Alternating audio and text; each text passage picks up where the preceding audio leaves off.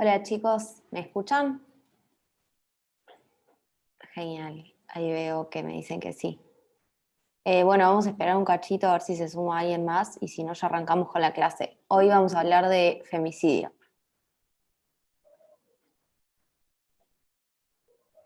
¿Hay alguien del centro que está ocupado de la grabación y eso? Porque veo que está grabando, pero...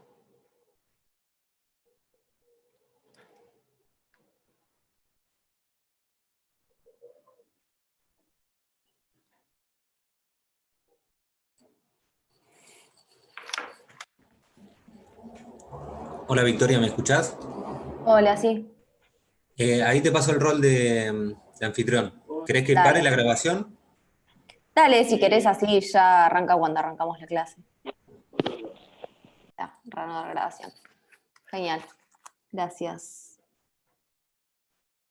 Bueno, como les decía, hoy vamos a hablar de femicidio. Es un concepto incorporado a las legislaciones en forma bastante reciente. De hecho, desde el año 2007 se ha ido incorporando a las distintas legislaciones latinoamericanas eh, mediante la introducción de reformas legales en los distintos códigos penales con el fin de penalizar una forma específica de ciertos homicidios eh, en las que las víctimas son mujeres. Estas figuras penales son conocidas con el nombre de femicidio o feminicidio, y son considerados una expresión extrema de violencia contra las mujeres. Esto es que se cometen en contra de mujeres y que están basados o motivados en el género.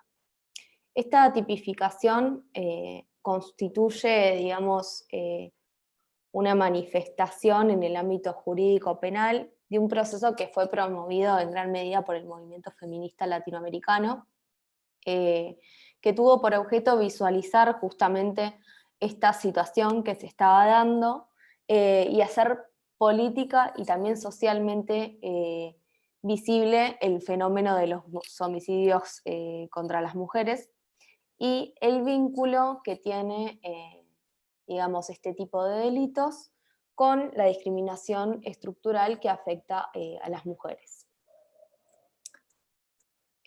Sin embargo, por supuesto, como todo lo que tiene que ver con los derechos colectivos de las mujeres, digamos, de este colectivo, encontró algunos sectores que se oponen, digamos, y que fueron cuestionando en el ámbito jurídico penal. Así que esto es lo que vamos a ver hoy, digamos, presentar el concepto desde un nivel internacional, luego desde la legislación, cómo fue receptado en la legislación nacional y los distintos cuestionamientos que se han hecho desde el ámbito penal.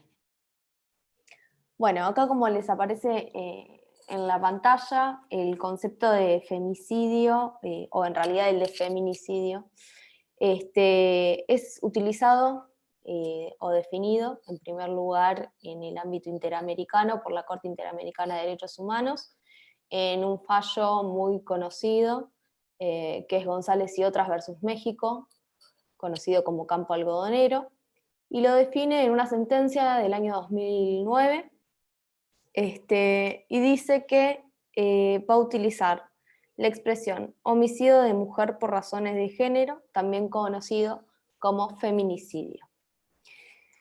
El uso de la expresión feminicidio se había generalizado en México. No sé si algunos de ustedes están al corriente del caso. ¿Alguno sabe de qué trató el fallo? ¿Los hechos, antecedentes? Laura, que prendiste el micrófono. ¿O se te escapó? No, Ah. Está bien. Bueno, ¿tenía que ver con las maquiladoras, puede ser? ¿O me estoy confundiendo de caso? exacto. Sí, en Sí, México. creo que lo vimos en familia y también en procesal penal. Ah, ya me estás más parece. adelantada en la carrera, entonces. Bien. Mm. Bueno, sí, es eso en realidad. Surge en 1990 a raíz de un montón de denuncias por desapariciones y por homicidios respecto de mujeres que estaban caracterizados por un gran caudal de violencia, digamos. Las mujeres habían sido ultrajadas, digamos, o habían sido violadas, no sé si en algunos casos hasta mutiladas algunas de ellas, y estos delitos se dieron en el estado de Chihuahua, particularmente en Ciudad Juárez, y estaban caracterizados por un gran nivel de impunidad o de complacencia, digamos, por parte del Estado de México, que aparentemente había incurrido en algunas irregularidades en las investigaciones, ¿no? Pero bueno, el caso, digamos, lo importante acá es que esta es la primera vez en la cual la Corte Interamericana va a utilizar el término feminicidio y lo va a definir como el homicidio de una mujer por razones de género. Si bien la sentencia no hizo alusión a la tipificación de la figura penal en concreto, digamos, o a la necesidad de incluirla en las legislaciones penales, porque se centró más en otras circunstancias más relativas a los hechos del caso, lo cierto es que, digamos, utilizó el término abiertamente y lo definió. Uy, no sé cómo pasar. Bueno, ¿de dónde viene el concepto de femicidio? En su génesis, digamos, o al menos, sí, en sus inicios, fue elaborado por estas autoras, Diana Russell y Jill Radford, en 1992, y después, bueno, fue mencionado nuevamente por Diana Russell en Femicide in Global Perspective. Y son elaboraciones que en un primer momento fueron elaboradas desde ámbitos académicos, ¿sí? De la sociología y la antropología. No es que tuvieron sus inicios, digamos, en la esfera jurídica, sino que los extraímos de estas otras ramas. En Latinoamérica, por lo general, luego fue introducido mediante reformas legislativas, digamos, y no solamente en los ámbitos de la sociología y la antropología, y en otras regiones del mundo principalmente las usan en investigaciones académicas y demás.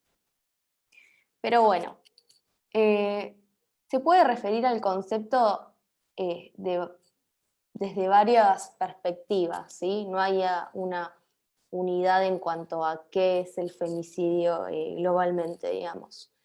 Hay desde elaboraciones más amplias a otras más restrictivas, como le dije.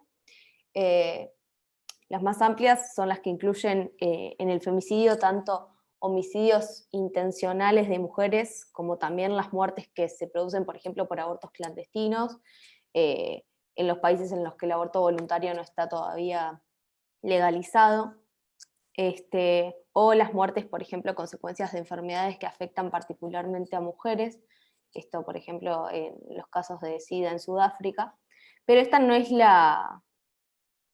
digamos, la concepción que vamos a utilizar hoy, sino que nos vamos a enfocar en los homicidios sin considerar las muertes no intencionales de mujeres a consecuencia de otros factores, ¿sí? Y dentro de esta noción más restrictiva también podemos tener algunas más amplias y otras también más restrictivas. Para empezar, hay o algunas autoras consideran como femicidio únicamente los homicidios de mujeres cometidos por sus parejas íntimas. Esto sería el llamado femicidio íntimo. Acá encontramos algunas autoras como Crawford y Gardner, y otras van a tomar una postura un tanto más amplia y van a incluir también los homicidios cometidos por desconocidos en contextos, por ejemplo, de ataque sexual o en otros contextos, no necesariamente este, o incluso los homicidios cometidos contra terceras personas como forma de violencia hacia las mujeres. Esta última noción tiende a incluir otras figuras, además del femicidio propiamente dicho, como podrían ser las figuras de femicidio por conexión o de femicidio vinculado. El femicidio por conexión es el que hace referencia a las mujeres que fueron asesinadas en la línea de fuego, se dice. Digamos, cuando un hombre estaba tratando de matar a una mujer y se interponen en el accionar violento del agresor. Y podría incluir a mujeres parientes, niñas u otras que hayan intentado interceder. Por otro lado, tenemos la figura del femicidio vinculado, que es un concepto desarrollado por la ONG La Casa del Encuentro, que se las mencioné en la clase pasada, e incluye tanto los femicidios por conexión, de los que hablamos recién, como también la muerte de personas con un vínculo familiar o afectivo con la mujer y que fueron asesinadas con el objeto de castigar y destruir psíquica y psicológicamente a la mujer a quien consideran de su propiedad. Bueno, la cuestión es que existen diversas concepciones, digamos, de lo que podría llegar a definirse femicidio. Nosotros, como les dije, nos vamos a centrar un poco en esta noción digamos, restrictiva, que incluye a los homicidios cometidos por desconocidos, etc. Y así también lo hacen, pareciera, las definiciones estas que acá se nos presentan. Para Russell y Caputi, el femicidio es el extremo de un continuum de terror que incluye la violación, la tortura, la esclavitud sexual, particularmente en la prostitución, el abuso sexual infantil, el maltrato físico, emocional, psicológico, el hostigamiento sexual, la mutilación genital, operaciones ginecológicas innecesarias, heterosexualidad forzada, esterilización forzada, maternidad forzada, psicocirugías, privación de determinados alimentos, alguna cirugía cosmética, etcétera, entre otras. Y lo que dicen estas autoras es que cuando estas formas de terrorismo resultan en muerte, o en la muerte de la mujer, podemos hablar de femicidios. La concepción más extendida a nivel latinoamericana es la que considera como femicidios o feminicidios a todos aquellos homicidios de mujeres que se cometan por razones de género, digamos. Es decir, que sean cometidas tanto por conocidos como desconocidos en un ámbito público como también en un ámbito privado.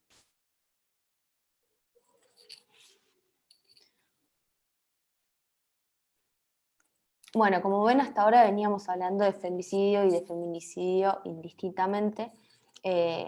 Lo cierto que en algún primer momento se referían a ellos como cuestiones separadas, digamos, pero hoy en día casi que están equiparados, sobre todo por el tema de cómo los han formulado los distintos estados en sus códigos penales, de forma tal que digamos, las definiciones parece que aluden a lo mismo.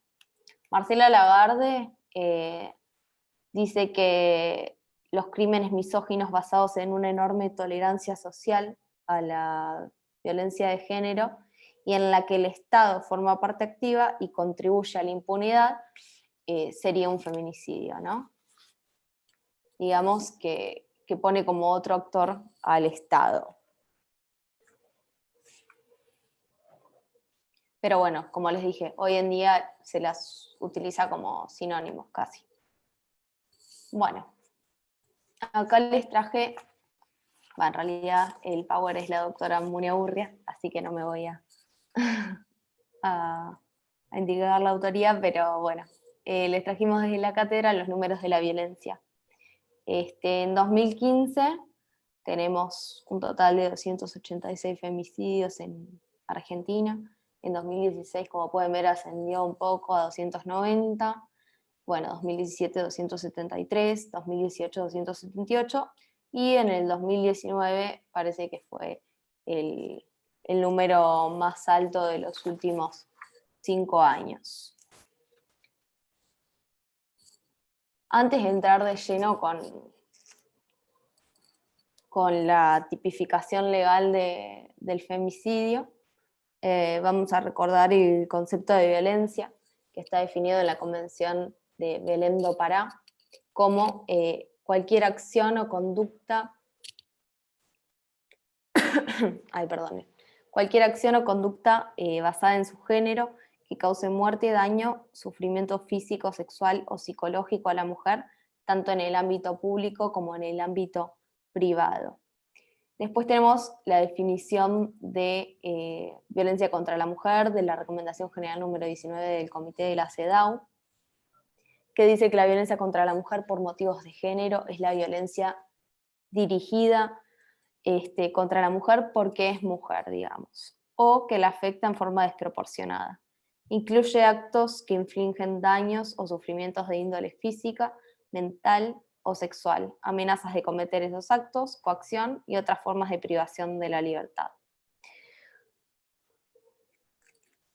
Esto hace alusión, digamos, como ya vieron en otras clases anteriores, a distintas circunstancias.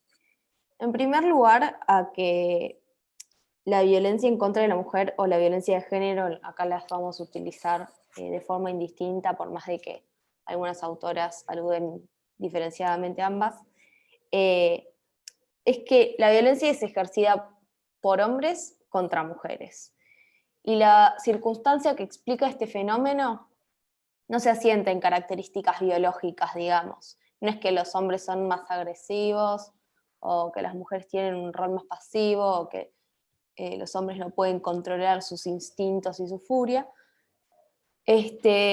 sino que vamos a decir que el origen de esta violencia está en las estructuras socioculturales asociadas a la violencia, ¿no? Entonces, vemos que se reúnen ciertas características, ¿no? Por un lado, la razón por la cual se produce la violencia, que sería la discriminación fruto de la estructura de género, ¿no? Que es desigualitaria respecto de hombres y de mujeres. Por otro lado, nos permite advertir una unidad causal en la violencia de género que sería o estaría radicada en la estructura patriarcal. Como una tercera característica podríamos decir que no es un fenómeno que se da aisladamente ni individual, sino que es un fenómeno social. Y además esto nos lleva a ubicar el problema en el campo de los derechos, ¿no? Lo cual es esencial para nosotros. ¿Qué es lo que favorece, digamos, toda esta circunstancia? Bueno, el orden de género, del cual veníamos hablando en clases anteriores. Pero no vamos a hacer hincapié acá, por más de que esté en las diapositivas. Las explicaciones que se dan al fenómeno, digamos, o a los sucesos de violencia contra las mujeres son varias. Y por un lado tenemos la naturalización, que estaría dada por aquellos que afirman que la violencia es inherente a la masculinidad, que los hombres son violentos, que tienen ira, que tienen mucha furia y que pueden llegar a explotar. Y por lo tanto la muerte de la mujer es entendida en una especie de clave romántica como un crimen pasional, esto de que la mató porque la amaba, ¿no? Por otro lado, se ha intentado explicar la violencia desde el lado de la patologización. Digamos, el hombre que mata a su pareja, en definitiva, es un loco, o necesita asistencia psiquiátrica o psicológica, o justo, digamos, se le trabó la cabeza y la mató porque tuvo un arrebato, digamos, o un episodio de locura, digamos. Por otro lado, hay quienes dicen que es solo un problema dentro de la estadística general de la inseguridad, ¿no? Que son casos de inseguridad, entonces entran ahí adentro. Hay otra que tiende a decir que la sociedad en sí es violenta o es cada vez más violenta y que alude a la barbarización de los lazos sociales y que entiende que el fenómeno de la violencia contra las mujeres es un aspecto más de este fenómeno general. Pero bueno, desde los estudios de género se rechazan todas estas explicaciones sexistas de la violencia contra la mujer y se nos da otra que parece un poco más aceptable, ¿no? Y es el ciclo de la violencia y el entender que el fenómeno de la violencia contra la mujer es un problema estructural y social y cultural, ¿no? Entonces, el modelo que se ha impuesto para referir a la dinámica de la violencia es denominado como círculo o ciclo de la violencia.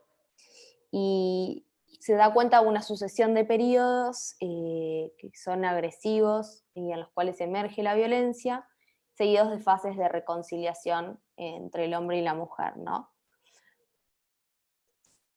Entonces esto permite dar cuenta de cómo la violencia en contra de las mujeres se da o se desarrolla como un continuo de violencia, del cual hablábamos en la definición de Russell. Y esto termina por imponer un miedo en la víctima y siempre termina a ser, digamos, la violencia tiende a incrementarse en este círculo, ¿no? Entonces, acá nos alejamos de los fenómenos digamos, de los planteos estos individualizantes o naturalizados o patologizados, y entendemos que la violencia contra la mujer no comienza en forma repentina, digamos, no es que un día el hombre se volvió loco y le pegó a la mujer o la mató de la nada, tampoco es el resultado de una pérdida de control por parte del hombre o de un momento de locura, y tampoco estamos hablando de un contexto de una relación de paridad, digamos, y de respeto. Entonces, es importante destacar estas circunstancias porque uno tiende a decir quizás, no, es un loco, lo hizo porque estaba loco. Bueno, no. Entonces, hay que darle la especificidad al fenómeno que tiene. Y tenemos que entender que se trata de un proceso progresivo y lento, y que va desgastando la subjetividad de la mujer de forma tal que para ella termina siendo imperceptible casi, y termina naturalizando la violencia. Es descrito por algunas autoras incluso como una cultura del maltrato, ¿no? En la cual existe el abuso en sí, digamos, sea físico, emocional o económico. También se da un contexto en el que la relación tiene un patrón de control y de dominación por parte del agresor, que es el hombre, y hay una tendencia por parte de ambos a tender a negar, ocultar o esconder, o incluso minimizar el abuso.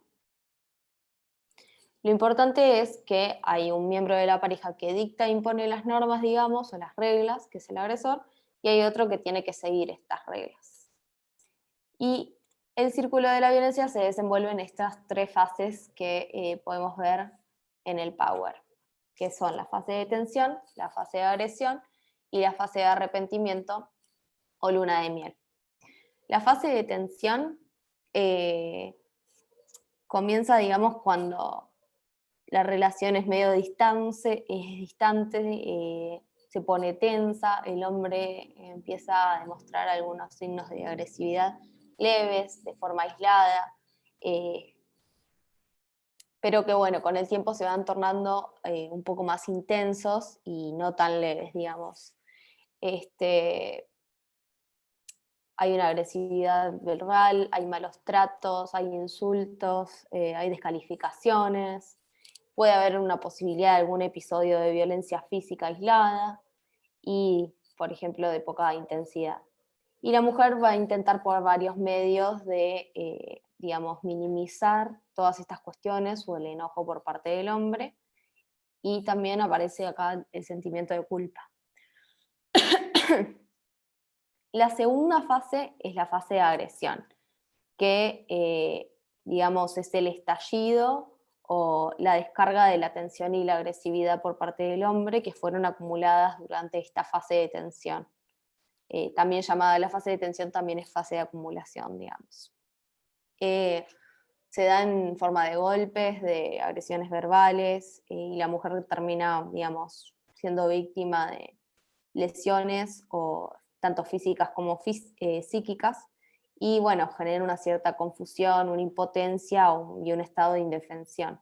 Y acá la violencia, digamos, llega al fin, para dar paso a la tercera fase, que es la de arrepentimiento o de luna de miel, que acá el hombre pareciera que se comporta como un marido ejemplar, digamos, merecedor del afecto de la mujer, que puede, por ejemplo, adquirir, digamos, estos tintes de caballerosidad absolutos. Hay un cambio total en la actitud del agresor, que se va a mostrar sumamente arrepentido, digamos, por la explosión violenta o por el haber golpeado a su compañera. Y bueno, esta fase por lo general también trata de dar algún tipo de explicación por la violencia, sea o que estaba agobiado, o que tiene problemas en el trabajo, o bueno, que estaba atravesando un mal momento, entre otros. Pero es muy habitual que deposite algún tipo de responsabilidad en la mujer, refiriendo a que cometió algún tipo de faltas, ¿no? Bueno, pero vos también hiciste tal cosa, estas cuestiones. O también por haber actuado en contra de la voluntad del agresor, que es en definitiva el que dicta las reglas. Y por lo general hay una especie de promesa de que esto no va a volver a ocurrir nunca jamás. Toda esta, digamos, secuencia del ciclo de la violencia no está descontextualizado de lo que ocurre en la sociedad, ¿no?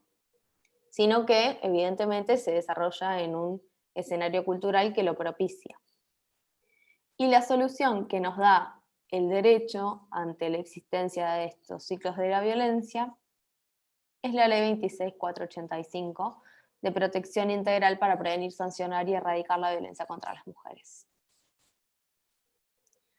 Sin embargo, los números del femicidio, como veníamos viendo, no, por más de que se hayan promulgado leyes muy avanzadas, se siguen manteniendo hace varios años,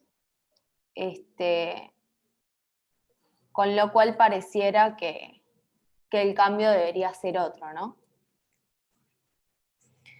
Entonces, como dijimos hoy, al menos desde una postura o de las posturas más tradicionales, el femicidio sería la fase en la cual concluye el ciclo de la violencia, ¿no? El momento en el que el hombre mata a la mujer. Y es la forma más extrema de la violencia de género que se da después de todo este continuo de violencia del que hablaba Russell. Es cometido contra una mujer y tiene que ser cometido por un hombre, y es mediando violencia de género.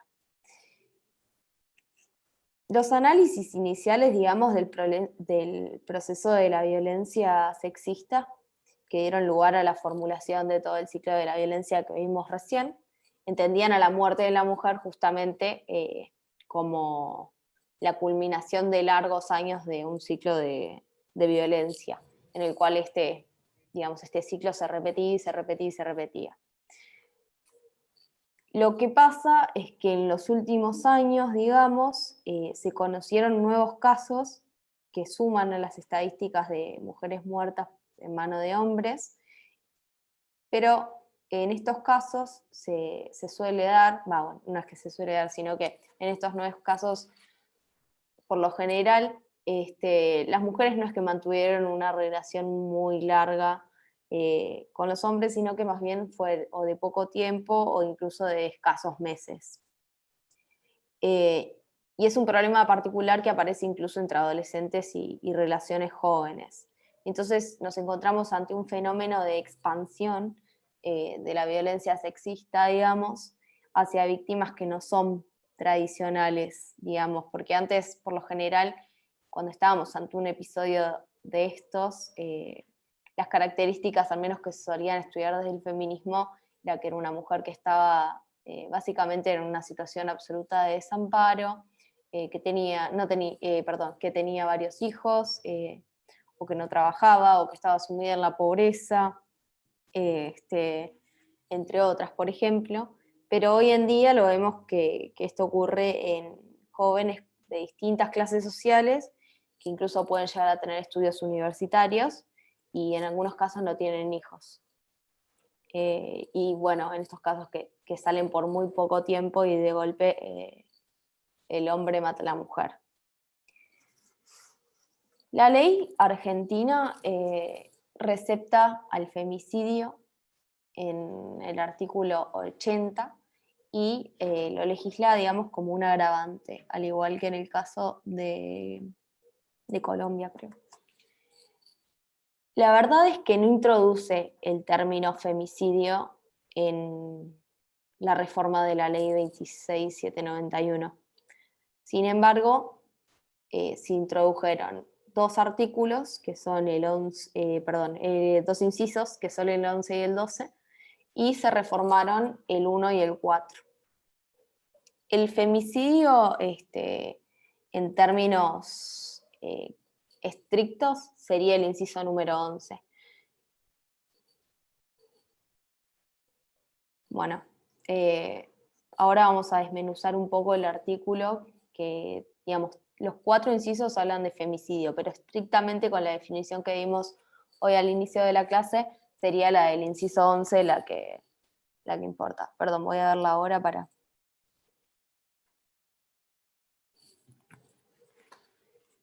Bueno, entonces el artículo, como les dije, receta distintas formas de femicidio.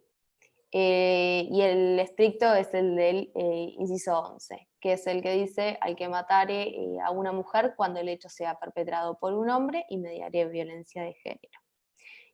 Sin embargo, también son femicidios los casos de muerte de mujeres cometidos por sus parejas, sancionadas de acuerdo al inciso 1, disposición que también fue analizada de forma aislada y constituye, por ejemplo, otros países lo han legislado de la forma en la que lo hace el inciso 1, sin hacer ningún tipo de referencia a quién perpetra el homicidio y a la circunstancia de que mediara violencia de género. Por ejemplo, Costa Rica, Chile y Perú hacen esto. La ley además impide que se apliquen circunstancias extraordinarias, que es la última parte del inciso. Que dice que cuando en el caso del inciso número 1 de este artículo mediare en circunstancias extraordinarias de atenuación, el juez podrá aplicar prisión o reclusión de 8 a 25 años. Pero esto no es aplicable a quien anteriormente hubiera realizado actos de violencia contra la mujer víctima. Y esto es lo que en definitiva termina reforzando la caracterización de femicidio del inciso número 1. En el caso del inciso número 4, alude al que matare por placer, codicia, odio racial, religioso, de género u orientación sexual, identidad de género o de su expresión. Digamos que hace referencia a homicidios de mujeres cometidos por odio de género, que son, por ejemplo, en el caso de mujeres, en otros países se ha legislado como femicidios por misoginia, o también hace referencia digamos, a los homicidios cometidos contra, por ejemplo, lesbianas, gays, bisexuales, o la comunidad queer, o, bueno, la clase pasada ya vimos este artículo en realidad, así que no quiero profundizar demasiado, los casos de travesticidio y transfemicidio, como deben recordar. Finalmente, el agravante contemplado en el inciso número 12 es el de los homicidios que se cometen con el propósito de causar un sufrimiento a una persona con la que se mantiene o se ha mantenido una relación de pareja, que corresponde a lo que el activismo en Argentina llama femicidio vinculado, y siempre es con el fin de, digamos, de generar un sufrimiento a la mujer. Digamos, en estos casos es necesaria la acreditación de un elemento subjetivo adicional del tipo, que sería la intención de causar el daño a la mujer. Entonces, las variadas disposiciones contempla diversas formas de femicidio y busca abarcar distintas situaciones que se pueden dar en los hechos, digamos. Bueno, ahora nos vamos a enfocar un poco en cada uno de los incisos, que serían las distintas caracterizaciones de femicidio. Al que matara a su ascendiente, descendiente, cónyuge, excónyuge, o a la persona con quien mantiene o ha mantenido una relación de pareja, mediare o no convivencia. Este es el artículo que habla de femicidio íntimo.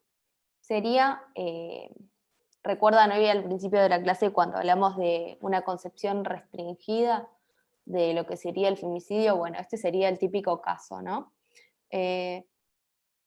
Y acá es cuando aparece la paradoja del espacio doméstico, este espacio en el que supuestamente se desenvuelve la mujer, que es el hogar, en el cual se dedica, según el orden binario de género, ¿no? Al cuidado de los hijos, a las tareas de reproducción, al mantenimiento del hogar, etc., es donde más vemos que suceden este tipo de crímenes. Bueno, como ven, en más del 62% de los casos las víctimas fueron asesinadas por sus parejas o sus exparejas.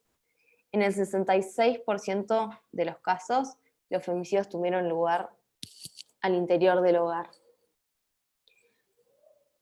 Es decir, que todo esto se da en un espacio que está, por lo general, digamos, o al menos tradicionalmente, sustraído al control social formal, ¿no?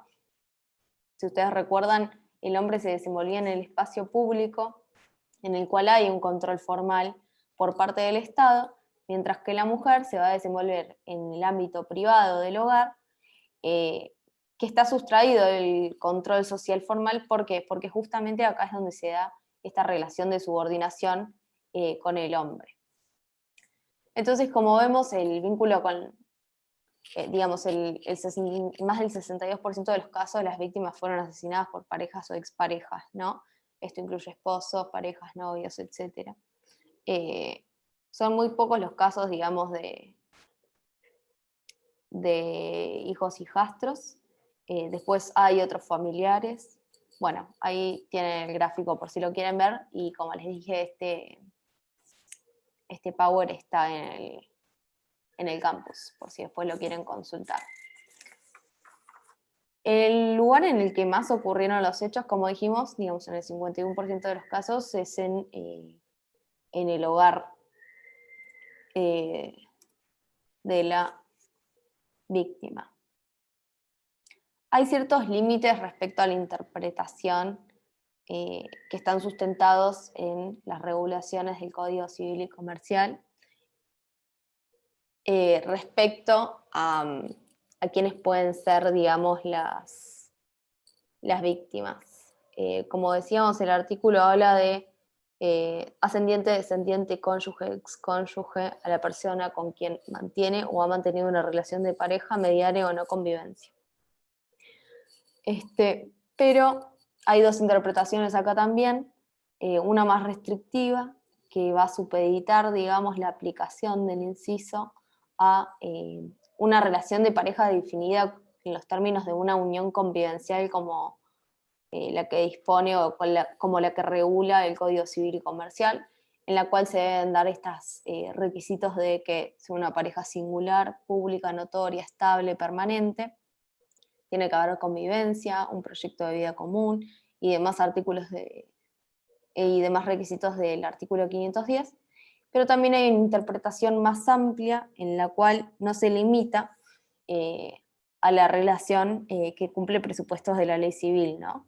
¿Y cuáles son los fundamentos de esta? Bueno, los fundamentos es que hay un peligro, existe evidentemente un peligro en el entorno íntimo de las personas, de las víctimas, y justamente se adecua a lo que dice la ley 26485 de protección integral. Bueno, evidentemente la norma es bastante, digamos, moderna, porque comprende la dinámica social y cultural actual y, digamos, incluye las nuevas formas de pareja y de familias que se dan hoy en día en la realidad. Ahora bien, el inciso número 4, como les dije, hace referencia al que matar, a los delitos de odio, al que matare por placer, codicia, odio racial, religioso, de género, o a la orientación sexual, identidad de género o su expresión. Es lo que acá entrarían, digamos, el reclamo del colectivo trans, travesti, bueno, en realidad en general del colectivo LGBT, respecto al reconocimiento de la figura del travesticidio y del transfemicidio, y todo lo que vimos en la clase pasada en cuanto al fallo de Diana Zacayán. Y este es el artículo que atiende a la autopercepción de la identidad de género y a la expresión de tal identidad, ¿no? La agravante prevista en el inciso 4, digamos, sanciona los homicidios cometidos por odio de género y también genera algún tipo de tensión interpretativa cuando se trata de crímenes cometidos contra mujeres, porque la disyuntiva que se da es que cuando estamos frente a un hecho, los jueces pareciera que no saben cómo interpretar y aplicar la ley, o al menos no se deciden por el agravante que van a utilizar en el hecho concreto, ¿no? Aplican el 1 o aplican el 11, por ejemplo. Se da muchas veces esta circunstancia. Y bueno, con el inciso número 4 también pasa esto. Bueno, llegamos al inciso número 11, que es el femicidio estrictamente dicho, y que es el que refiere al que matare a una mujer cuando el hecho sea perpetrado por un hombre y mediare violencia de género. Es la única disposición que explícitamente señala que la víctima es una mujer. O sea, la víctima tiene que ser una mujer en el delito de femicidio, estrictamente dicho, ¿no? Y acorde a las interpretaciones que se le ha dado tradicionalmente desde las posturas que comentamos antes. Y también es la única disposición que expresa explícitamente, valga la redundancia, que la autoría tiene que estar en un hombre. La autoría tiene que ser masculina y esto es un hecho relevante, ¿no? Porque en algunas legislaciones comparadas lo que se dio, no en Argentina igual, pero bueno, es que se ha aplicado esta figura, por ejemplo, a casos en los que de parejas lesbianas y en las cuales alguna mató a la pareja y aplicaron este tipo penal. Y entonces terminaron aplicando, obviamente, una pena muchísimo más alta, a la cual quizás hubiera correspondido de una debida interpretación, aplicación de la ley. Pero bueno, hay un debate teórico, digamos, a nivel comparado al respecto, y hay un acuerdo en que las características particulares del fenómeno de la violencia contra las mujeres presenta ciertas características, por lo cual en lo general se impide que pueda equipararse a otras formas de violencia en la esfera doméstica, ¿no? O en otras formas de violencia en las relaciones de pareja que podrían ser las que podrían darse en una relación homosexual. Entonces, el inciso 11, disculpen, requiere sí o sí que la víctima sea una mujer, que sea cometido por un hombre, y que además mediare violencia de género. Y acá es cuando empiezan un poco los cuestionamientos por los sectores más tradicionales de los doctrinarios del ámbito de lo penal, ¿no? Digamos, las tensiones y las resistencias a regular este tipo de institutos. Por un lado, la resistencia se ve en torno a una inquietud de tipo constitucional, ¿no? Que dicen que en realidad se está dando una solución diferenciada, lo cual equivaldría a una especie de discriminación en contra de los hombres, que redundaría en una violación al principio de igualdad. Pero bueno, lo cierto es que, bueno, disculpen, la segunda es que atenta en contra del principio de legalidad, porque hay una indeterminación normativa penal en el concepto de violencia de género o en el concepto de violencia en contra de las mujeres. Pero bueno, lo cierto es que, digamos, el tratamiento específico respecto de los homicidios de mujeres por parte del derecho penal no es una novedad en sentido estricto, no porque se haya tendido a agravar la pena cuando los homicidios hayan sido cometidos en contra de las mujeres, sino básicamente por lo contrario. Digamos, históricamente se los trató de forma diferenciada. Por ejemplo, tenemos el caso de Italia, que hasta 1981 el homicidio de la mujer por parte de su marido, padre o hermanos por motivos de honor constituía una figura privilegiada que se sancionaba con penas de 3 a 7 años de prisión, digamos, mientras que cualquier otro homicidio tenía como pena mínima de 20 años. Lo mismo pasaba en España hasta 1961, cuando se aplicaba una pena de destierro y no de prisión, cuando se trataba del homicidio de una mujer adúltera cometida por su marido. Y bueno, hay otros tipos de disposiciones bastante parecidas en el ámbito de los países latinoamericanos y en los países del Caribe. Por ejemplo, en Haití hasta 2005 existía una norma que absolvía directamente al marido que mataba a su esposa en ciertos casos. Seguramente se trataría de un crimen pasional para la justicia. O en México, por ejemplo, aún actualmente en algunos códigos de determinados estados se contempla el homicidio por razón de honor. Entonces, este tipo de disposiciones penales, digamos, a este tipo de disposiciones penales se le fueron sumando otro tipo de disposiciones de carácter civil, por ejemplo, que permiten hablar de un sistema jurídico que históricamente ha estado destinado a asegurar la subordinación de las mujeres y la autoridad por parte de los hombres, como dice McKinnon.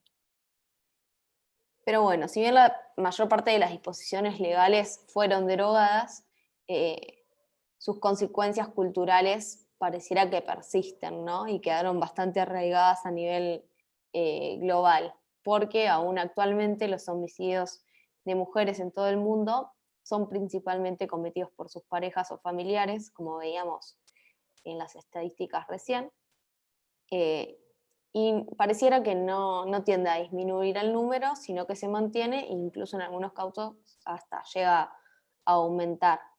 Y esto es algo distinto de lo que ocurre con los homicidios, porque a un nivel global se observa un cierto, digamos, una disminución de casos de homicidio, pero de femicidio o de homicidios en contra de las mujeres, los números parece que se mantienen. Principalmente la regulación del femicidio está justificada desde una perspectiva jurídica a través del derecho internacional de los derechos humanos, como introdujimos al principio de la clase. Por ejemplo, los estados partes de la Convención de Belém do Pará asumieron el compromiso de adoptar medidas legislativas penales, entre otras, que sean necesarias para prevenir, sancionar y erradicar la violencia contra las mujeres. Y los tratados de derechos humanos en general incluyen la obligación de garantizar todos los derechos sin discriminación y adoptar medidas que sean adecuadas para ello. Por ejemplo, también tenemos el artículo 5 de la CEDAW y el artículo 7, inciso E, de la Convención de Belém do Pará, que explicita el deber del Estado de modificar prácticas jurídicas o consuetudinarias que respalden la persistencia o la tolerancia de la violencia contra la mujer. Pero bueno, a pesar de esto, siguen habiendo estas tensiones y resistencias, y generalmente se dan estos dos argumentos y otro que les voy a introducir ahora. El primero, que no es ninguno de estos dos, es que las leyes penales son suficientes, ¿no? Digamos, las normas existentes son suficientes para abarcar el homicidio contra una mujer. Y estaría, digamos, incluido en las figuras de homicidio o homicidio agravado por el vínculo u otras. Y estos permiten sancionar más severamente los casos más graves, por lo cual no sería necesario andar creando tipos penales. El segundo argumento es que este delito constituiría una norma que discriminaría a los hombres, al dar un mayor valor a la vida de las mujeres, lo cual provocaría conflictos constitucionales evidentes, así como el riesgo de introducción de normas propias del derecho penal de autor. Estas críticas no son exclusivas para estas iniciativas para regular el femicidio, ¿no? Sino que son compartidas por otras normas en el derecho comparado que sancionan de forma separada y agravada cualquier otra forma de violencia contra la mujer. Pero la respuesta que se le suele dar a este tipo de argumentos es que, más allá de que diversos fenómenos jurídicos puedan estar conceptualizados como femicidio en el ámbito sociológico, en el ámbito penal constituyen figuras que pueden llegar a ser pluriofensivas. Digamos, esto es, para los que no conocen el término, que afectan varios, y no uno, bienes jurídicos. Y la cuestión es que la violencia en contra de las mujeres supone un plus de injusto, que está basado precisamente en la discriminación y en la subordinación implícita en la violencia de la que son víctimas, ¿no? Y esto es lo que permitiría justificar la agravación de las penas y desarticular la crítica basada en la discriminación de los hombres, ¿no? De manera similar, esto ocurre con los llamados delitos de odio, o crímenes de odio, o hate crimes, que son crímenes que se agravan, digamos, o que se agrava la pena, con la intención de expresar un mayor rechazo social a ciertas conductas. El tercer argumento que dan en contra de, digamos, de la regulación del femicidio es que es inadecuada la configuración penal, del tipo penal, porque posee rasgos de indeterminación, como dice acá el Power, o de imprecisión, que podrían suponer una vulneración de garantías de legalidad y de la tipicidad. Esto sucede cuando se hace referencia, por ejemplo, a dar muerte a una mujer por el solo hecho de ser mujer, o por su condición de mujer, o en el marco de las relaciones desiguales de poder entre hombres y mujeres, o cuando se utilizan términos como misoginia, que no están delimitados, digamos, en el ámbito jurídico. En otros casos también se han incluido distintos elementos que son de difícil acreditación, digamos, y que también tendrían una consecuencia a la hora de aplicar la figura. Pero bueno, la mayor dificultad en el caso del inciso 11 está en la expresión violencia de género, que es una expresión que carece de una definición legal en Argentina, aunque se suele utilizar como sinónimo de violencia contra las mujeres. La ley, digamos, que citamos hoy, la 26485 de protección integral, habla de violencia contra la mujer, pero no habla de violencia de género, aunque se lo suele equiparar. Y si bien es una interpretación, y si bien es una interpretación que puede resultar controvertida, la violencia de género es teóricamente una noción más amplia, supuestamente, que la violencia contra las mujeres, ¿no? Y acá es donde se puede llegar a dar un debate, porque termina incluyendo la violencia dirigida contra otros sujetos que no necesariamente son mujeres y que se da por su condición de género, como es el caso del inciso cuarto. Entonces acá también se suelen dar determinadas discusiones teóricas o debates teóricos. Hay algunos casos que, digamos, en la práctica judicial se dan distintos niveles de dificultades de interpretación del elemento de lo que es violencia de género en el inciso 11. Y por un lado, digamos, en muchos casos se tiende a condenar al hombre femicida en los casos por el agravante del inciso 1, digamos, porque suelen darse en una situación de relación de pareja, o al menos que ha tenido una relación de pareja, y aparte porque es más simple acreditar los vínculos señalados en el inciso 1 de la norma, ¿no? Y no es tan fácil quizás, por una cuestión probatoria, acreditar que me dio en una relación violencia de género. Por lo cual, por lo general no, bueno, en muchos casos se aplica el inciso número 1 y no el 11.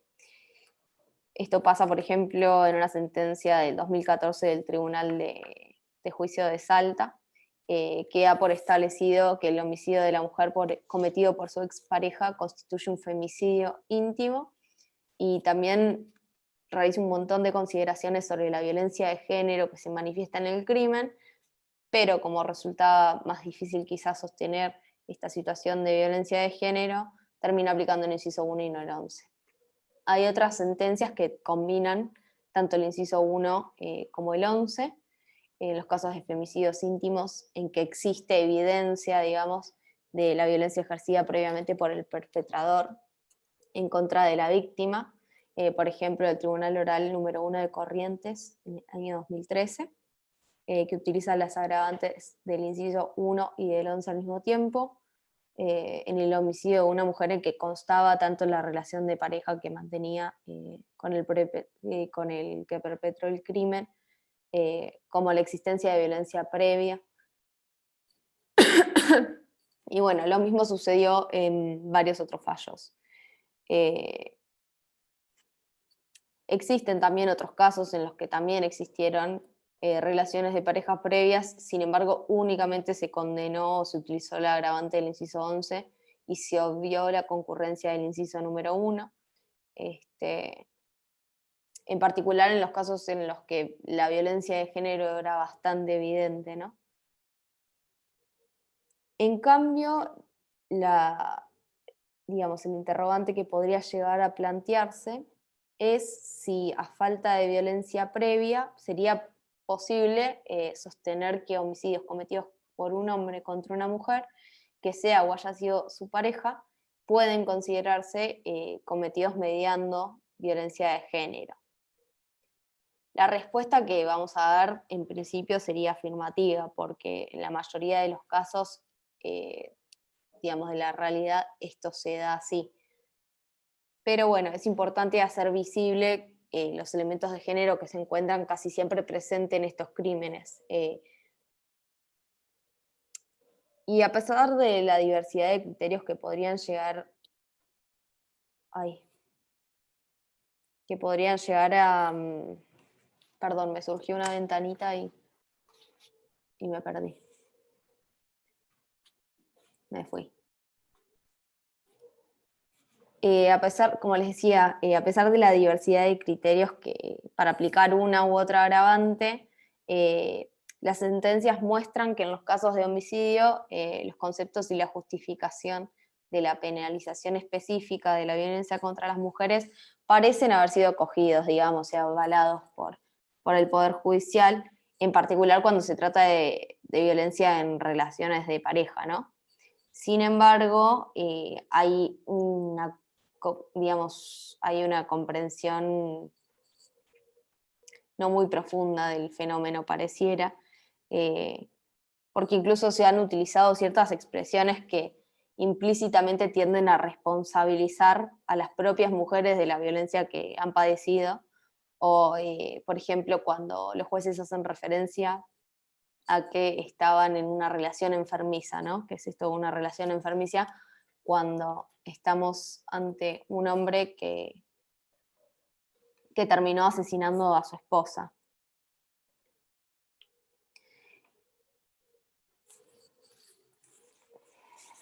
A ver.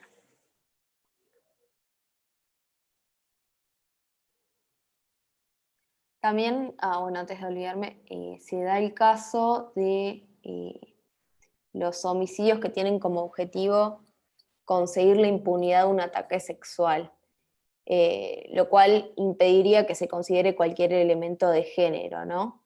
Supuestamente, esto ha sido sostenido por algunos jueces, que en algunos casos en los que el homicidio fue cometido luego de perpetrar un crimen sexual, no estaría dada la violencia, el elemento de violencia de género. Si bien hay, por lo general son votos de la minoría estos, hay jueces que consideran que en estos casos no es que mató por el hecho de ser mujer, sino que lo hizo para ocultar un crimen. Lo que se sostiene desde el feminismo es que, bueno, primero en principal que ese crimen está sumamente asociado con cuestiones de violencia contra la mujer, porque, bueno, la violación, al menos la mayor cantidad de los casos se dan en contra de mujeres, y por otro lado porque incluso en el fallo que mencionamos al inicio de Campo Algodonero, los casos se dieron de esta forma, ¿no? Se asesinaba a las mujeres o se las desaparecía directamente para ocultar por lo general los abusos sexuales que les habían infligido. Con lo cual, con este criterio, ese tipo de crímenes quedaría impunes.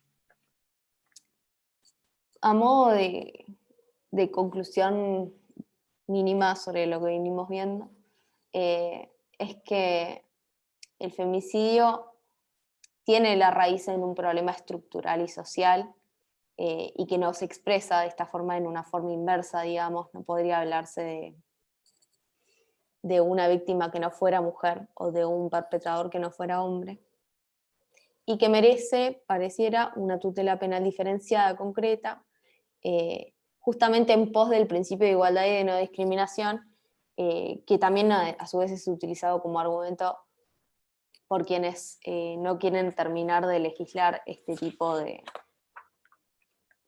penal. El inciso número 12 habla del femicidio vinculado, como hablamos al principio, que sería al que matare con el propósito de causar sufrimiento a una persona con la que mantiene o ha mantenido una relación en los términos del inciso 1.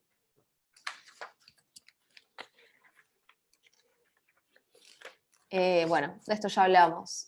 Los femicidios por conexión, que sería el que se da en el caso en que alguien se interponga entre el agresor y la mujer, que son los que se dan, los llamados que se dan en la línea de fuego, digamos, quedó comprendido en la línea de fuego y por eso resultó en la muerte, o también los femicidios como castigo, que tienen como finalidad la de producir este sufrimiento emocional a la mujer a través del homicidio de una persona arraigada a ella o con la cual está vinculada, y en el entendimiento de que la mujer es de la propiedad del hombre. Estos son algunos ejemplos de femicidio como castigo. En el 2011 el caso de Adalberto Cuello, que mató al hijo de su pareja, Tomás Santillán, de 9 años, y en el 2018 Juan Carlos Chirino mató a Ciro Peñalba de 10 años, que era el hijo de su pareja Soledad Marcos, entre muchos otros, que si quieren un poco más de información pueden consultar la página de la Casa del Encuentro, que ahí también están contabilizados la cantidad de femicidios vinculados. Las víctimas colaterales de este tipo de delitos, por lo general, son los niños, que son los afectados, digamos, por el femicidio de la persona que es su madre o en otros casos su cuidadora. Como les dije, el Observatorio de Violencia de Género de la Casa del Encuentro tiende a contabilizar estas cuestiones y bueno, en el periodo que va del 2008 a 2017 llegaron a registrar un total de 2.161 personas que quedaron sin madres. Y estamos hablando de que en el 66% de los casos eran niños, niñas o adolescentes. Es decir, que quedaron sin ningún tipo de contención. Y en el año 2018 fueron 202 los y las menores afectados por estar al cuidado de las mujeres asesinadas. Y además lo que se suele dar también en estos casos es que en muchos de ellos el femicida termina con su propia vida. Como pueden ver ahí abajo, en el 2018 se suicidaron 57 femicidas. Esto también ya lo vimos.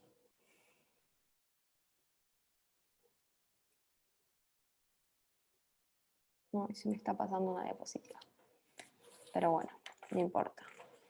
¿Cuál es la responsabilidad del Estado frente a este tipo de delitos? Bueno, Argentina, mediante la incorporación de Belén do Pará,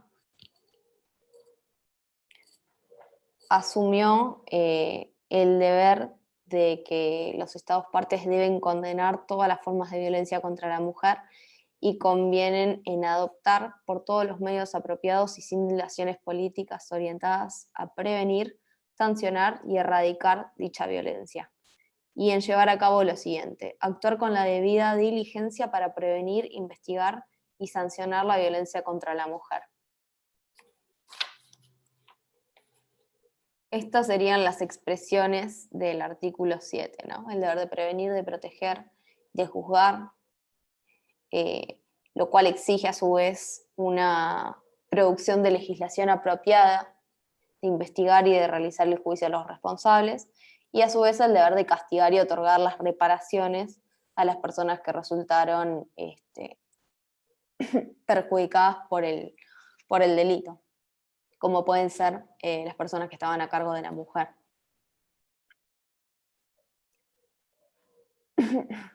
Estos son algunos casos en los cuales se hablan del deber de debida diligencia por parte del Estado, que tiene que poner el esfuerzo en investigar este tipo de casos, pero también con el acento en prevenir que ellos no sucedan, ¿no? Y por último está el tema que por un lado el Estado tiene el deber de prevenir, proteger, juzgar y de castigar, pero por el otro lado es uno de los principales, digamos, organismos en los cuales nos encontramos con el fenómeno de la violencia institucional, ¿no? Nos encontramos varias veces con que las mujeres tienen temor a denunciar los hechos de violencia de género al sistema o de ponerlos en conocimiento del órgano juzgador, que se dan estas situaciones de revictimización como consecuencia de un maltrato institucional, que la víctima suele ir a denunciar un delito y se encuentra con preguntas del tenor de, bueno, pero vos qué estabas haciendo, o qué estabas usando, o de qué forma estabas vestida. Por ejemplo, por supuesto que no en el caso de femicidio, ¿no? La víctima ya está muerta, pero sí en otro tipo de delitos en contra de las mujeres, o de violencia de género en general. o bueno, vos qué hiciste para que tu marido te pegara, o con otro tipo de manifestaciones del tipo de, bueno, pero ya lo vas a perdonar, o si ya ahora volvés con él, etc. Entonces, el deber de debida diligencia lo que impone es un deber del Estado en el cual se resguarde a la víctima, por supuesto, evite desde ya la revictimización desde el propio Estado, y además le ayude en su trámite por el proceso y le suministre las herramientas con las cuales salir de la situación de violencia de género a la cual se encuentra atada, ¿no?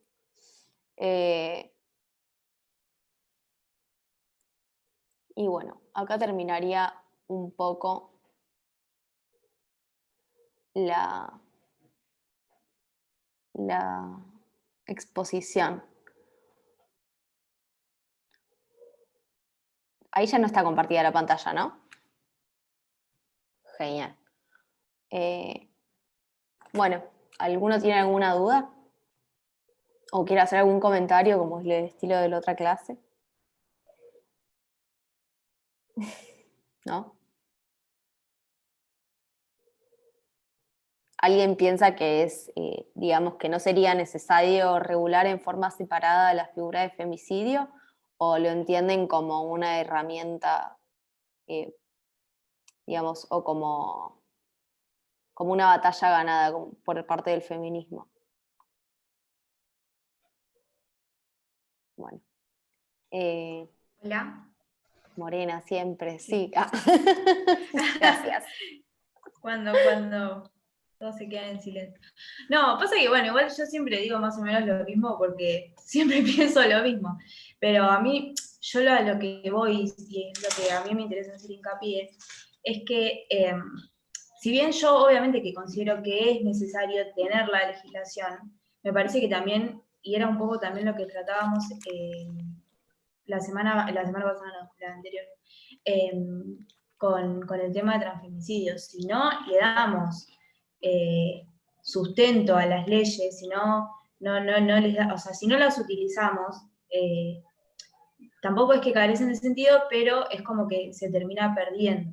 Y si bien es importante para mí el tema que esté legislado el femicidio, también me parece que tiene que ir acompañado con un montón de políticas estatales que digan, bueno, ¿qué es lo que pasa en esta sociedad que tenemos X cantidad de femicidios por año?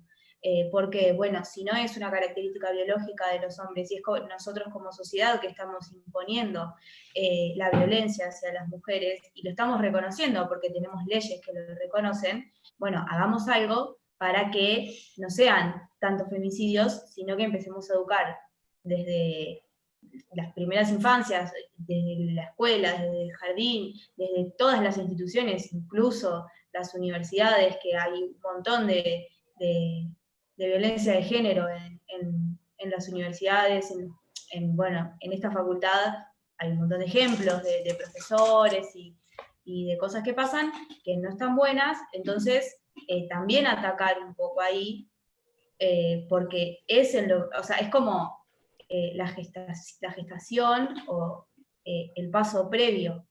Claro, lo mismo Entonces, que pasaría desde el Poder Judicial, por ejemplo, ¿no? De todos estos casos. claro, O tu yo crítica creo que estaría más dirigida para ese lado, digamos, los organismos públicos que deberían ser los principales ejecutores y aplicadores de la ley. sí, o sea, bueno, yo tengo, digamos, como la perspectiva que es el Estado el que se tiene que hacer cargo de esas situaciones, en este caso puntual el Poder Judicial como tal, pero si nosotros tenemos una ley Micaela en el Poder Judicial, que es un módulo con un multiple choice, que lo tenés que hacer una vez al año, y ni siquiera es obligatorio, porque si no lo haces, al final no pasa nada, me parece que eso también es un poco tomarle el pelo, porque si no lo van a tomar con seriedad, me parece que, bueno, o sea, si vos lo haces para tenerlo como Estado, decir, miren, tengo esta ley, y después no le das a esa ley un contexto, no la utilizás y no la tomás con seriedad, me parece que tampoco tiene mucho sentido. Y Sí, me parece pareciera que que sería concebido como un trámite más burocrático, para tratar, y justamente el deber de debida diligencia no apunta a eso, sino a todas estas cuestiones que vimos, ¿no? De Claro, porque asumir. después terminan apareciendo, por ejemplo, en partes policiales de denuncias por abuso, preguntas como, bueno, a menores, por ejemplo, directamente en la denuncia, ni hablar de la cámara, o sea, no, sin arribar a la cámara de Gesell, directamente en sede policial, a una chica, no sé, de 15 años, y vos ya habías tenido relaciones sexuales con anterioridad, y eso llega un defensor, llega un fiscal, llega un juez, y no se hace nada. Entonces, tampoco, bueno, vamos a echarle la culpa a la policía de todo, pero me refiero a que si no estamos todos capacitados y no nos interesa y no nos proponen tampoco el interés, me parece que sí, está buenísimo, o sea, no está buenísimo que esté regulado el femicidio, es un horror, pero me parece que sirve. Ahora, me parece que sirve acompañado de un montón de políticas más que no se están dando. Digamos, Entonces, un abordaje integral desde todos los ámbitos. sí, obvio. ¿Alguien más quiere hacer algún comentario? ¿O adhiere a la posición de Morena? Hola, no sé si se me escucha. Sí, Andrea. Porque no me doy cuenta si se escucha. No, bueno, lo que dice Morena, yo lo había dicho también en la otra clase, es lo que yo pienso también. Creo que la mayoría piensan lo mismo. Si no hay una política detrás del Estado que apoye esas leyes, no sirve de mucho. Es decir, lo que decía ella de la ley Micaela, es obligatoria en los 3 poderes del Estado y sin embargo no se aplica la sanción que está regulada. No va a servir nunca. Si ahora con el tema de la pandemia hubo 300 casos, creo que eran 300 por día de violencia que llamaban y no tuvieron ninguna ayuda, y la beca esa que se les da o el dinero ese que se les da es para 100. Es decir, de 100 personas y tenés 300 por día con esta situación, que no alcanza para nada. Tendría que haber algo más. No tienen un lugar donde refugiarse. Es decir, a lo mejor yo lo vi mucho con el tema de las películas y las series, que una mujer que se encuentra ante una situación así, hacen cadena, como cadena de rescate, para que ella pueda reiniciar su vida con sus hijos o con quien se haya escapado o ella sola. Acá eso no hay prácticamente. Está bien, eso es particular, pero debería ser de parte del Estado, que la mujer se sienta protegida estando en una de esas casas. Hubo un caso hace 2 años, creo que fue, una chica, una mucama era, que ella estaba viviendo en una de estas casas de refugio y la pareja la terminó matando igual, es decir, porque la pudo ubicar. Ahora la chica, hubo una pareja en Playa Serena hace poquito que también la tiró por el barranco, y la parte esa que hablabas del PowerPoint, la exposición pública, todo el mundo escribiéndole, bueno, pero tiene 21 años y está con un hombre de 38. Es decir, ¿qué tiene que ver? Porque la tiró del barranco y la chica primero tuvo miedo de denunciarlo. El caso Claudia Repeto, que ese fue el más nazo, fue en el medio, cuando se inició la pandemia. Claudia Repeto pasó lo mismo, el fiscal no manejó el caso como un caso de violencia de género. Bueno, básicamente, claro, las críticas irían más o menos hacia el mismo lado. Ahora que tenemos visibilizado el problema mediante el tipo penal, que ya de por sí obviamente es un avance, al menos lo es para todo el movimiento feminista, que el Estado asume un rol más activo, a la vez de que la sociedad acompañe mediante un cambio estructural, ¿no? Exacto, es siempre lo mismo. La ley puede estar, pero si atrás no hay algo que lo contenga, que lo siga a paso firme, no sirve de mucho. Está prohibido, bárbaro. ¿Y qué hacemos con que esté prohibido? Claro. ¿Alguien más? Bueno, gracias por la intervención. Sí, Patricia. yo creo que también, más allá de eso, Pamela, estamos siempre hablando del delito. Sí, perdón. Que creo que también estamos hablando siempre del femicidio una vez cometido, ¿no? Una vez que ya la mujer es víctima, y no hablamos de lo que se puede hacer para prevenir, de lo que tiene que ver con la educación, con un montón de cosas más integral. Y además de eso, cuando el primer hecho sucede, porque mayormente hay un gran índice en el que la mujer retoma siempre al mismo lugar, hacia la misma, y el por qué, ¿no? Porque por falta de Por el ciclo de la contención, por falta claro, de recursos económicos, lo que fuere. Yo he conocido casos que mayormente han vuelto con esa pareja por un tema creo que va más allá de lo psicológico, ¿no? De la contención que no se le da a esa mujer para conocer que esa actitud que tiene la otra persona con ella no es la correcta, ni es amor, ni es afecto, ni es cariño, ni eso va a hacer que eso modifique su actitud hacia ella, ¿no? Creo que también va en eso, en la contención que al momento que la mujer hace la denuncia, se tiene respecto de ella. O sea, Claro, que sea inmediato, digamos, el accionar. Porque si no terminamos en este ciclo que no termina nunca. O termina mal, ¿no? Pero creo que pasa, claro, creo que pasa, está bien, ante determinado hecho hay una sanción, pero en el medio pasan cosas, porque pasan en todos los delitos, porque me creo que está bien, hacer determinada cosa vas a tener una sanción, pero en el medio hay dos personas o hay varias personas que se encuentran afectadas, más cuando hay hijos y eso. Me parece que el Estado no brinda una contención.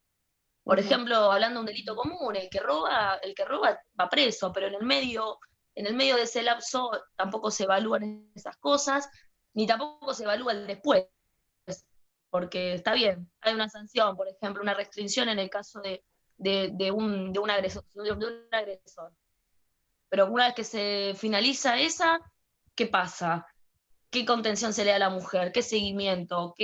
Bueno, ahí me parece que ahí también estamos fallando. En ese punto vemos el hecho como ya producido y no buscamos algo, ninguna medida que sea preventiva o de acompañamiento durante este proceso que lleva la mujer en este caso, y la familia, en caso de que tenga hijos y eso. Bueno, ese sería gracias. más Sí. Estaba viendo a ver si decías algo más. Entonces vas adhiriendo a las posturas anteriores de Morena y Andrea, pero bueno, haciendo énfasis en todo en el ciclo de la violencia también un poco, de que la mujer termina medio volviendo a donde estaba y sin que el Estado Yo, por ejemplo, llegue. claro, yo, por ejemplo, en filosofía realicé un trabajo que también hablamos de género y hablamos de género como generalidad, ¿no? Y no lo hablamos, pero, por ejemplo, existe también, y yo he hecho un trabajo específico respecto de la violencia que existe también hacia el hombre y la vergüenza que eso ocurre también, tanto en la mujer como denunciar al hombre por ser agredida, como viceversa. Creo que género Claro, abarca igual, todo. Acá por lo general, y más aún cuando hablamos de femicidio, estamos hablando de una víctima mujer y de un perpetrador hombre, que no aplicaría, de hecho, para el caso inverso, pero... No, pero digo, cuando hablamos de violencia de género, por ejemplo, en las clases anteriores que hemos hablado de violencia de género, digo, género va para los dos lados, va para la violencia que es ejercida del hombre a la mujer y de la mujer hacia el hombre. Por lo general lo vamos a tomar, digamos, insisto, del lado del hombre a la mujer. Esto no implica, digamos, que el patriarcado pueda llegar a tener repercusiones, digamos, injustas también con relación al hombre. Por ejemplo, que el hombre no puede llorar o que se le trata de indicar al hombre un montón de características que no tiene por qué tener. Pero sí. No, pero entiendo de que hoy la realidad es esta, pero digo, también no desconozcamos que existe otra realidad también paralela. No, de hecho, como hablamos la clase pasada, también abarca otro tipo de colectivos, claro. Y etc. Sí, no sé quién habló. No, en mi caso particular, porque yo pasé una situación que fue pública, porque tuve que salir en varios medios hace unos años. El fiscal tuvo la causa 1 año y medio, y digamos que no hizo absolutamente nada, y bueno, se dieron una serie de perlitas que yo siempre cuento. Por ejemplo, yo tuve que mudarme de mi domicilio, que fue incendiado. Lo pueden encontrar en internet, en mi caso. Aparte del incendio del auto de mi pareja, con una persona con la que salí 2 meses